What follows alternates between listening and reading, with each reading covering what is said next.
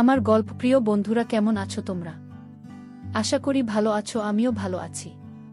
তোমাদের মজা দিতে আমি আরও একটি মজার গল্প নিয়ে এসেছি। গল্পটি শুনলে তোমাদের রড দিয়ে ঝরনার মতো পানি বেরিয়ে আসবে। তো বুঝতেই পারতেছ গল্পটা কেমন ইন্টারেস্টিং হতে চলেছে, তাই দেরি না করে কানে হেডফোন পরে নাও।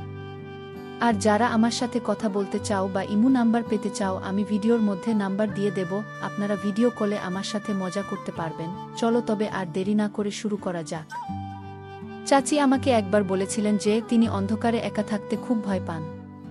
তাই তিনি প্রায়ই আমাকে তার ঘরে ডেকে নিয়ে যেতেন। একদিন বাড়িতে আমাদের দুজন ছাড়া আর কেউ ছিল না। হঠাৎ প্রচণ্ড ঝড় বৃষ্টি শুরু হলো। চাচি আমাকে তার ঘরে ডাকলেন। যখন ঘরে ঢুকলাম, চাচিকে দেখে আমি চমকে গেলাম। কারণ তিনি খুব ছোট পোশাক পরেছিলেন এবং সত্যিই দারুণ লাগছিল। চাচা তখন কয়েক মাসের জন্য বাইরে গিয়েছিলেন কাজের খাতিরে। চাচি আমাকে একদিন অন্ধকারের অজুহাতে তার ঘরে ডেকেছিলেন। এক রাতে যখন আমি ও চাচি একসাথে ঘুমাচ্ছিলাম, মাঝরাতে হঠাৎ করে আমি কিছু অদ্ভুত অনুভব করলাম। চোখ খুলতেই যা দেখলাম তাতে আমি অবাক হয়ে গেলাম। চাচি, আমার নাম কুনাল, আমি 20 বছর বয়সী। আমার চাচি ছিলেন অনেক সুন্দর আর অনেক ফর্সা। যে কেউ তাকে দেখলে মুগ্ধ হয়ে যাবে। চাচাও তার রূপের প্রেমে পড়ে তাকে বিয়ে করেছিল। চাচি সব সময় মডার্ন ড্রেস পরতে ভালোবাসতেন, যা তাকে আরও আকর্ষণীয় করত। বন্ধুরা, রেডি হয়ে যাও, আজকের গল্পটা অনেক বেশি স্পেশাল। আশা করছি তোমাদের ভালো লাগবে। দয়া করে গল্পগুলো ভালো লাগলে ভিডিওটি লাইক, শেয়ার এবং চ্যানেলটি সাবস্ক্রাইব করো প্লিজ। একাদশ শ্রেণীর পরীক্ষা দেওয়ার পরে আমার ছুটি শুরু হয়েছিল। তাই আমি মা বাবার কাছে অনুমতি নিয়ে চাচি ও চাচার বাড়িতে ছুটি কাটাতে যেতে চেয়েছিলাম। চাচার বিয়ে মাত্র 3 মাস আগে হয়েছে, তাই আমার বাবা মা আমাকে সেখানে যেতে নিষেধ করেছিলেন। কিন্তু আমি অনেক বছর ধরে চাচার বাড়িতে যাইনি, এমনকি তাদের বিয়েতে যেতে পারিনি, কারণ তখন আমার পরীক্ষার সময় ছিল। চাচার সঙ্গে দেখা করার জন্য আমি খুব আগ্রহী ছিলাম এবং নতুন চাচিকে দেখতেও চাইছিলাম। বাবার কথা ছিল যে আমরা পরে কখনো দেখা করতে পারবো, কিন্তু আমি তখনই যেতে চাইছিলাম। শেষ পর্যন্ত অনেক বুঝিয়ে বাবা চাচার বাড়িতে যাওয়ার জন্য রাজি করালাম। মাঝে মাঝে ভাবি, হয়তো ভালো হতো যদি তখন চাচার বাড়িতে না যেতাম, কারণ এত কম বয়সে চাচি আমার সাথে এমন কিছু করবে যা আমি ভাবতেও পারিনি। একটি নতুন অভিজ্ঞতার সন্ধানে আমার জীবনে একটি গুরুত্বপূর্ণ দিন এসেছিল। তা ছিল রবিবারের একটি দিন, যখন আমার বাবা আমাকে চাচার বাড়িতে নিয়ে গিয়েছিলেন। কিন্তু আমাদের পৌঁছানোর পর দেখি বাড়ির বাইরের দরজা তালাবদ্ধ। মনে হলো চাচা ও চাচি হয়তো কোথাও গেছেন। বাবার ফোন করার পর জানতে পারলাম তারা শপিং করতে বেরিয়েছেন এবং বাড়িতে ফিরতে কিছুক্ষণ লাগবে। তাই আমরা বাড়ির বাইরে দাঁড়িয়ে তাদের জন্য অপেক্ষা করতে লাগলাম। প্রায় 2 ঘন্টা পর চাচা ও চাচি বাড়িতে পৌঁছালেন। বাবা বাইরে গিয়ে তাদের সঙ্গে দেখা করলেন আর চলে গেলেন আমাকে রেখে, এবং আমরা সবাই একসঙ্গে বাড়ির দিকে ফিরতে শুরু করলাম। চাচি তখন স্কার্ফ দিয়ে মুখ ঢেকেছিলেন এবং চাচার বাইকে বসেছিলেন। বাড়িতে ঢোকার পর চাচি স্কার্ফটি খুলে ফেললেন। আমি দেখতে পেলাম চাচি যেন কোনো সিনেমার নায়িকার মতো লাগছিলেন, খুবই সুন্দর। চাচা ছিলেন সাধারণ দেখতে, কিন্তু চাচি সত্যিই আকর্ষণীয় ছিলেন। অন্যদিকে চাচা হঠাৎই আমাকে ডাকলেন, কুনাল, কি দেখছো তুমি? অনেকক্ষণ ধরে তোমাকে ডাকছি। তার ডাকে আমি কিছুটা অপ্রস্তুত হয়ে গেলাম, তবে দ্রুত সামলে নিয়ে বললাম, আমি ভালো আছি, এবং চাচাকে আলিঙ্গন করলাম। এতদিন পর আমাকে দেখে চাচা খুবই খুশি হলেন, আর চাচিও স্নেহে জড়িয়ে ধরলেন আমাকে। মনে হচ্ছিল যেন আমরা অনেক দিনের পরিচিত। এখন 2 দিন ধরে চাচার বাড়িতে ছিলাম। চাচি আমার প্রতি পুরোপুরি যত্নশীল ছিলেন এবং আমার জন্য সবকিছু ঠিক রাখছিলেন। চাচা ও চাচিকে দেখে মনে হচ্ছিল আমি নিশ্চয়ই আমার ছুটির পুরো সময় এখানে কাটাবো। তবে আমি জানতাম না যে আমার এই সিদ্ধান্ত পরবর্তী সময়ে এমন একটি মোড় নিতে পারে যা আমার জীবনকে পুরোপুরি পরিবর্তন করে দেবে। আমি আসার থেকে লক্ষ্য করছিলাম চাচি আমার সামনে ছোট পোশাক পরে চলাফেরা করত। আমার কাছে বিষয়টা অবাক করার ছিল।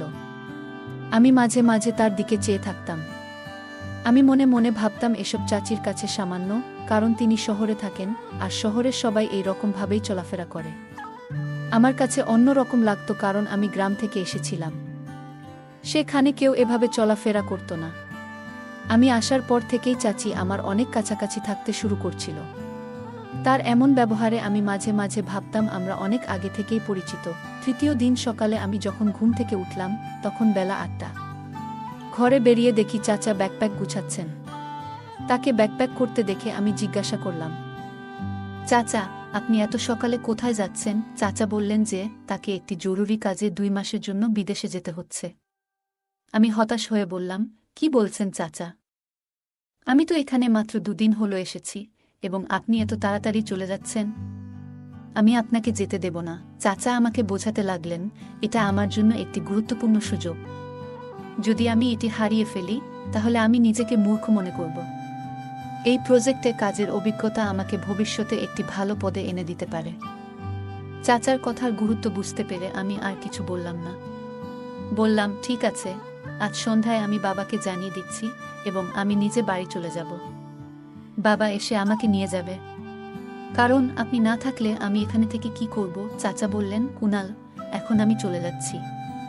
তুমি এখানেই থাকবে এবং তোমার চাচির খেয়াল রাখবে।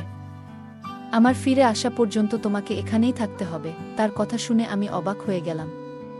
চাচা না থাকলে আমি আর চাচি এই বাড়িতে একা কিভাবে থাকব?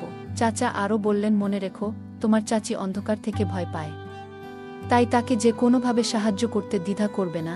আমি তখন কিছুটা অস্থির হয়ে পড়েছিলাম। এবং চাচি মানে অন্ধকারের ভয়, এটা আমার কল্পনাতেও ছিল না। চাচি সম্পর্কে এই নতুন তথ্য আমাকে কিছুটা হতাশ করেছিল। প্রথমে তো আমি রাজি হতে চাইছিলাম না, কিন্তু চাচা জোর করার জন্য তার কথা আমাকে শুনতেই হলো। তারপর আমি চাচির দিকে তাকালাম। আমার কথা শোনার পর চাচি আমার দিকে তাকিয়ে অদ্ভুতভাবে হাসছিলেন। মনে হলো আমার এখানে থাকার কথা শুনে তিনি অনেক খুশি হয়েছিলেন। আমি চাচাকে সাহায্য করতে লাগলাম তার কাপড় গুছিয়ে রাখতে এবং পরে তাদের বিমানবন্দরে পৌঁছে দিতে। চাচাকে বিদায় জানিয়ে আমি এবং চাচি বাড়িতে ফিরলাম। বাড়িতে তখন শুধু আমি এবং চাচি।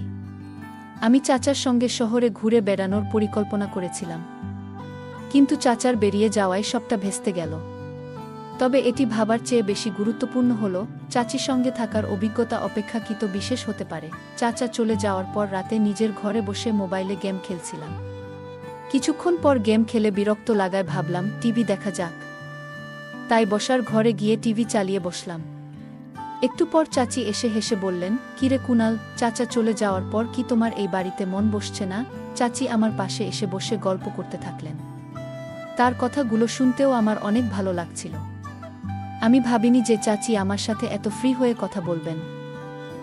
একদিন চাচি আমাকে বললেন, চলো বাইরে একটু ঘুরে আসি। তারপর তিনি স্কুটার নিয়ে বের হলেন এবং আমাকে আইসক্রিম খেতে নিয়ে গেলেন। আমি চাচির পেছনে বসেছিলাম, হঠাৎই আমার হাত অজান্তে তার কোমরে স্পর্শ করে। এতে চাচি খানিকটা অস্বস্তিতে পড়েন, তাই আমি দ্রুত হাত সরিয়ে নিই। কিন্তু পরে চাচি নিজেই আমার হাত ধরে কোমরের কাছে রাখলেন। আমি ঠিক বুঝতে পারছিলাম না এটার মানে কি হতে পারে। আইসক্রিম খেয়ে ফিরে আসার সময় বাড়িতে ঢুকে দরজা বন্ধ করার পর হঠাৎ ঘরের সব আলো নিভে গেল। চারপাশ অন্ধকারে ঢেকে গেল মুহূর্তেই। আমি তখন চাচির পিছনে দাঁড়িয়েছিলাম, ভয়ে চাচি আমাকে শক্ত করে ধরে ফেললেন। তার এই আচরণে আমি কিছুটা বিস্মিত হয়ে গেলাম। বড় হওয়ার পর এমন অভিজ্ঞতা আগে কখনো হয়নি। বুঝতে না পেরে আমি স্থির হয়ে দাঁড়িয়ে রইলাম। চাচি প্রায় 5 মিনিট ধরে আমাকে জড়িয়ে ধরেছিলেন এবং তারপর হঠাৎ করে আলো আবার চলে এলো। আলো আসতেই তিনি সোজা হয়ে আমাকে ছেড়ে দিয়ে বললেন, মাফ করে দাও, অন্ধকারে আমি ভয় পেয়েছিলাম, এবং মৃদু হাসি দিয়ে তার ঘরে চলে গেলেন। আমি হতভম্ব হয়ে গিয়েছিলাম এবং ভাবছিলাম যে এখানে ঠিক হচ্ছে না। কিছু সময় পরে চাচার বলা কথা মনে পড়ল। চাচা বলেছিলেন, চাচি অন্ধকারে ভয় পান এবং তোমার দায়িত্ব তার দেখভাল করা। তখন বুঝলাম চাচি আমাকে অন্ধকারের অজুহাত দেখিয়ে জড়িয়ে ধরেছিলেন। রাতের বেলা আমি ঘরে গিয়ে শুয়ে পড়লাম, কিন্তু চাচি কথা বারবার আমার মনে চলে আসছিল। তিনি ছিলেন বেশ আধুনিক, আর আমি তো এক গ্রামের ছেলে, তাই তার আচরণগুলো আমার জন্য খুবই বিশেষ লাগছিল। হয়তো তার কাছে সামান্য ছিল। পরের দিন সকালে উঠে দেখি চাচি রান্নাঘরে চা তৈরি করছেন। তার দিকে তাকাতে কিছুটা অস্বস্তি হচ্ছিল, কারণ তিনি এখনো রাতের নাইট ড্রেস পরে রান্না করছিলেন এবং তিনি মনে হয় আমাকে তাচ্ছিল্য করছিলেন। যখন আমি পানি পান করতে কিচেনে গেলাম, তখন চাচি আবার আমাকে জড়িয়ে ধরলেন। আমি কিছুটা অবাক হয়ে গেলাম, কারণ আগের দিনের ঘটনা এখনো আমার মাথা থেকে বের হয়নি। তিনি হাসি মুখে বললেন, আরে কুনাল, কিসের এত লজ্জা? আমি জানি এসব তোমার জন্য নতুন, কিন্তু গত রাতে আমি সত্যিই খুব ভয় পেয়েছিলাম। যদি তোমার খারাপ লাগে তবে আমাকে মাফ করে দিও। এরপর তিনি বললেন, আর হ্যাঁ, আজ যে তোমাকে জড়িয়ে ধরেছিলাম সেটা আমি মজা করেই করলাম। তুমি আমার ভাতিজা, আমার ছেলের মতো, এবং আমি তোমার চাচি, তাই তোমার সঙ্গে মজা করার অধিকার আমার আছে। চাচির এই আচরণে আমি কিছুটা হাসলাম, কিন্তু তার এমন আচরণগুলি আমার মনে নতুন এক অনুভূতি তৈরি করতে শুরু করল। আচমকা মনে হলো আমি এখন বড় হয়ে যাচ্ছি, আর চাচা হয়তো বুঝতে পারেনি যে এমন কিছু ঘটতে পারে। কিছুদিন পর এক সন্ধ্যায় সমস্যা খাওয়ার ইচ্ছা হলো। ভাবলাম চাচিকে বলবো, তাই তার ঘরের দিকে গেলাম। চাচির ঘরের দরজাটা সামান্য খোলা ছিল, তাই অনুমতি ছাড়াই ঢুকে পড়লাম। তিনি বালিশে হেলান দিয়ে মোবাইল দেখছিলেন, আর তাকে এই অবস্থায় দেখে আমি কিছুটা অস্বস্তি অনুভব করছিলাম। দরজার কাছে দাঁড়িয়ে আস্তে করে তাকে ডাকলাম, কিন্তু তিনি শুনলেন না। মোবাইলে মনোযোগ থাকার কারণে আমার ডাক তার কানে পৌঁছায়নি। একটু সাহস সঞ্চয় করে ধীরে ধীরে তার পাশে গিয়ে দাঁড়ালাম। আমি যখন চাচির মোবাইলের দিকে তাকালাম, তখন চোখ কপালে ওঠার মতো অবাক হলাম। যা দেখছিলাম তা আমার কাছে একদম নতুন ছিল। খানিকটা অস্বস্তি হচ্ছিল, তাই তাড়াতাড়ি দরজার কাছে ফিরে গিয়ে চাচিকে একটু জোরে ডাকলাম। চাচি হঠাৎ চমকে উঠে বসে শাল গায়ে জড়ালেন এবং কিছুটা বিস্মিত হয়ে বললেন, কি হয়েছে? আমি বিষয়টা এড়িয়ে গিয়ে শুধু বললাম, কিছু না। তারপর নিজের ঘরের দিকে চলে গেলাম। ঘরে ফেরার পথে মনে পড়ছিল চাচিকে আজ একটু আলাদা লাগছিল। রাতের বেলা ভারী বৃষ্টি হচ্ছিল। হঠাৎ বিদ্যুৎ চলে যাওয়ায় চাচি আমাকে ডাকলেন। আমি তার ঘরে গেলে চাচি আমাকে আলিঙ্গন করলেন। তাকে দেখে মনেই হচ্ছিল তিনি বেশ সুন্দর লাগছিলেন, আর ধীরে ধীরে আমি আমার অনুভূতিগুলো বুঝতে পারছিলাম। চাচি বললেন, কুনাল, তুমি যতক্ষণ লাইট আসে আমার কক্ষে থাকতে পারো। আমাকে অন্ধকারে ভয় লাগে, আমি সেখানে থাকতে রাজি হলাম। আমরা কিছুক্ষণ ধরে কথা বলতে লাগলাম। চাচি আমাকে জানালেন চাচি ও চাচার খুব তাড়াতাড়ি বিয়ে হয়েছিল। তিনি বললেন, আমার ও তোমার চাচার 1 বছর আগে প্রথম সাক্ষাৎ হয়েছিল, এবং আমাদের প্রেম এত দ্রুত বাড়তে থাকে যে আমরা কিছুদিনের মধ্যে বিয়ের সিদ্ধান্ত নিই। গল্প করতে করতে সময় চলে যায়। যখন আমি ফের ঘরে যাওয়ার কথা ভাবছিলাম, তখন চাচি আমার হাত ধরে বললেন, কুনাল, যদি তোমার আপত্তি না থাকে তাহলে কি তুমি আজ রাতে আমার ঘরে থাকতে পারো? আমার মনে কোনো দ্বিধা ছিল না, কারণ চাচি ও আমি ছিলাম একা। তার সাথে থেকে গল্প করতে আমার বেশ ভালো লাগতো। তাই আমি রাজি হয়ে গেলাম, আর চাচাও আমাকে আগেই বলে রেখেছিলেন যে চাচির খেয়াল রাখতে। সারা রাত বৃষ্টির আওয়াজ চলছিল এবং আমি ঘুম থেকে উঠে দেখলাম চাচি অত্যন্ত আনন্দিত, যা আগে কখনো আমি তার মুখে দেখিনি। ব্রেকফাস্টের সময় তিনি আমাকে বলছিলেন, এখন বৃষ্টির দিন, তাই তুমি আমার ঘরে থাকতে পারো। চাচি আমাকে বলেছিল, যদি তোমার কোনো সাহায্য প্রয়োজন হয় তাহলে বিনা দ্বিধায় জানাতে পারো। রাতে আমরা গল্প করছিলাম, কিন্তু হঠাৎ করেই আমার শরীরটা একটু খারাপ লাগতে শুরু করল। চাচির কথাগুলো কিছুটা অস্বস্তিকর লাগছিল, যদিও ঠিক বুঝে উঠতে পারছিলাম না কেন। শরীর খারাপ লাগলেও কোনোভাবে তার ঘরে বসে রইলাম। এখানে আসার পর থেকে চাচি আমাকে রোজ রাতে 1 গ্লাস করে দুধ পান করতে দিতেন, আর আজও তিনি দুধের গ্লাস নিয়ে আসলেন। আমি খেতে খেতে গল্প চালিয়ে যেতে থাকলাম। একসময় অজান্তেই ঘুমে ঢুলতে শুরু করলাম, আর কিছুক্ষণ পর ঘুমিয়ে পড়লাম। চাচির সৌন্দর্য যেন মনে গেঁথে যাচ্ছিল, তবে মনেও নানা রকম চিন্তা ভিড় করছিল। তার পরের দিন এর কথা মনে একটা অদ্ভুত অনুভূতি হচ্ছিল যখন দেখলাম চাচি বাইরে গেছেন, আর তার ফোনে বারবার কল আসছে। হঠাৎ পেটে আবার ব্যথা শুরু হলো। আমি তখন বাবাকে ফোন করে জানালাম যে বাড়ি ফিরতে চাই। বাবার কথায় চাচি কিছুটা বিরক্ত হয়ে বললেন, কি, তোমার চাচা কি তোমাকে বলেনি যে আমাকে দেখতে হবে? এখনই যেতে পারবে না? চাচির কথা শুনে আমি কিছুটা হতবাক হয়ে গেলাম। কোনো সম্পর্ক আর কি দেখার কথা, সবকিছু যেন জট পাকিয়ে গেল। আমি যখন বিষয়টা জানতে চাইলাম, তিনি বললেন, আমি জানি না, তবে তোমার এখানেই থাকতে হবে। চাচি আমাকে যেতে না দেওয়ার জন্য জোর করছিলেন, কিন্তু পেটের ব্যথা ততক্ষণে বেড়েই চলেছিল। এই অবস্থায় আমি বেশ অস্থির হয়ে উঠেছিলাম, কারণ ব্যথাটা কমার কোনো লক্ষণ ছিল না। চাচি প্রতিদিন নতুন কোনো কিছুতে নিজেদের আনন্দিত রাখার চেষ্টা করছিলেন, কিন্তু আমি বুঝতেই পারছিলাম না কেন আমি এমন অনুভূতি পাচ্ছিলাম। এমন অভিজ্ঞতা আমার জন্য নতুন ছিল। চাচা বাইরে গেছেন প্রায় 1 সপ্তাহ। সন্ধ্যা 7টায় বাড়ির বেল বেজে উঠল। আমার হৃদয় টনটন করতে লাগল। আমি দেখলাম চাচি আমার উপর হাত দিয়ে ঘুমিয়ে আছে। বেল লাগাতার বেজে চলছিল, ফলে চাচি দরজা খুলতে গেলেন। দরজা খুলতেই পুলিশ দাঁড়িয়েছিল। পুলিশ দেখে চাচি কিছুটা ভয়ে পড়ে গেলেন। পুলিশ চাচিকে জিজ্ঞাসা করলেন, আপনার আসল উদ্দেশ্য কি? আমি কিছুই বুঝে উঠতে পারছিলাম না। এদিকে আমার পেছনে বাবা চাচাকে নিয়ে এসে হাজির হলেন, আর চাচার হাতে বেশ কিছু ফাইল ছিল। হঠাৎ আমি বলে উঠলাম, চাচা, আপনি তো কাজের জন্য 2 মাসের জন্য বিদেশে গিয়েছিলেন। এরপর বাবার দিকে ফিরে জিজ্ঞাসা করলাম, সব কিভাবে এভাবে ঘটছে? বাবা আমাকে জানালেন, যখন তোমাকে এখানে রেখে আসি তখন আমি থানায় গিয়েছিলাম। সেখানে এমন এক মেয়ের সম্পর্কে জানতে পারি যার খোঁজ আমার সহকর্মীরা করছিল। আমি মেয়েটিকে চিনতে পারিনি, তবে সোশ্যাল মিডিয়ায় চাচার ছবি দেখে বুঝলাম আসলে তোমার চাচা নাম পরিবর্তন করে পরিচয় লুকিয়ে চাচিকে বিয়ে করেছেন। চাচার ফোন কেটে যাওয়ার পরেই বাবার কাছে এই বিস্ময়কর তথ্য এলো। চাচা আর চাচি বেআইনি কাজে জড়িত ছিলেন এবং অন্যদের ফাঁদে ফেলছিলেন। এভাবে তার টাকা ইনকাম করতেন। আমার সাথেও এমনটা ঘটাতে চাইছিল। তখনই বুঝলাম কেন আমার পেটে এত অস্বস্তি হচ্ছিল। চাচা সম্ভবত লুকিয়ে আমাকে এমন কিছু পান করিয়েছিলেন যাতে আমার অস্বাভাবিক লাগছিল। আর চাচিও তা জানতেন।